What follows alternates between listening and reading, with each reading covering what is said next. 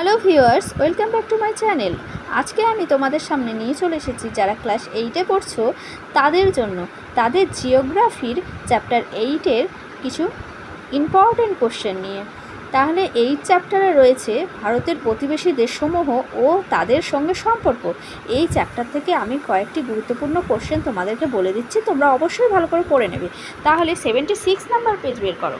76 number পেজে এই যে রয়েছে মায়ানমারের উচ্চতম শৃঙ্গ, প্রধান নদী, রাজধানী, প্রধান ভাষা, প্রধান কৃষিজ ফসল, প্রধান শিল্প, প্রধান শহর। এইটা অবশ্যই ভালো করে পড়বে। তারপরের কোশ্চেন দেখে নাও, মায়ানমারের খনিজ ও বনজ সম্পদ, এইটা পড়বে।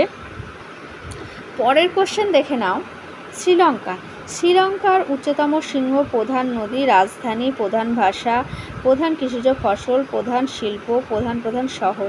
এইগুলো অবশ্যই ভালো করে পড়বে, এগুলো তোমাদের পরীক্ষায় আসে। নেক্সট কোশ্চেন দেখে নাও, শ্রীলঙ্কার কৃষিজ ও খনিজ সম্পদ। এইটা হচ্ছে খুব ইম্পর্ট্যান্ট একটা কোশ্চেন। এই কোশ্চেনটা অবশ্যই ভালো করে পড়বে, তোমাদের পরীক্ষায় কিন্তু আসবে, তোমরা কমন পাবে।